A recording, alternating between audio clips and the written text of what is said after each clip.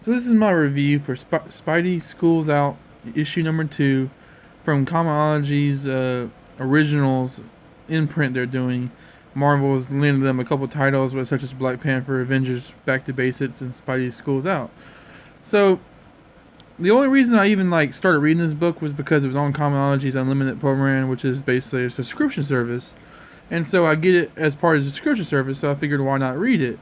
And the same reason why I read all of the Comixology originals, and most of them have been pretty decent. This is by far the worst one I've read, and I haven't read every single one. I think there's one or two I haven't read yet, but this one just it's so below average in my opinion, which is kind of sucky because Spider-Man's a cool character and everything. And first of all, I think there was a little bit of a appeal to the first one, just because of the idea that they were kind of like mimicking Homecoming a little bit with the aesthetics and the character models and stuff like that. They literally put functional reprints of the characters from the original Homecoming movie into this comic book with different names, but they're the same characters basically. And I thought that was kind of cool.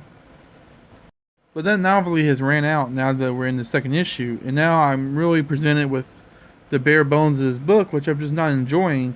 Mostly, I know I'm not the target audience for this because this is really geared towards your teenagers and your preteens, and you can really feel it in the way they talk and they interact.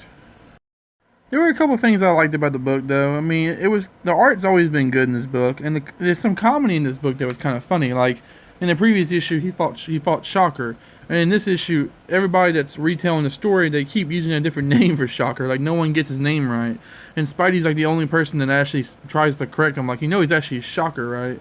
And the guy's like, no, I thought his name was Electro. I was like, no. And then someone else walks by and says, hey, what about that guy, Mr. Electricity or whatever? And they're like, no, his name was Shocker, you know? That was kind of funny. And there's also a funny moment where Spidey has to kind of like pretend that he's saving Peter by making this web person and then putting him in like clothes, his Peter Parker clothes. But then he accidentally drops them, and so the best friend thinks that Spider-Man just killed Peter Parker because he just dropped the dummy. And it's like stuff like that's kind of funny as you see here in this panel.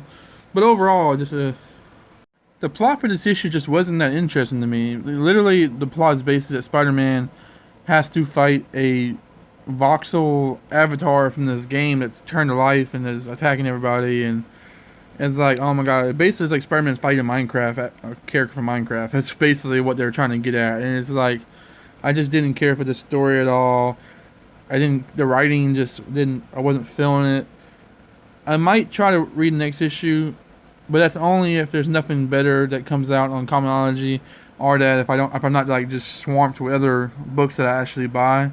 Because doing a review channel, I read a lot of first issues, and I typically tend not to have the time or money to keep buying different issues of the same series. So that's why I always just read a lot of first issues, because I enjoy just getting that little first hunk of a book. I don't need to be. I'm not a completionist. I don't need to complete the whole story to, especially if it's like a mediocre story like this one. I definitely don't need to finish it. But yeah, that's my review for Spidey School's Out. I wasn't a big fan of it. The first issue was okay. I think I gave it a passing review, but this one, nah. To me, this one's definitely a toss. Like the only reason I'd ever read it, and then the only reason why I did read it is because it was free to me. But nah, I'm gonna pass on this one, guys. Thank you for watching.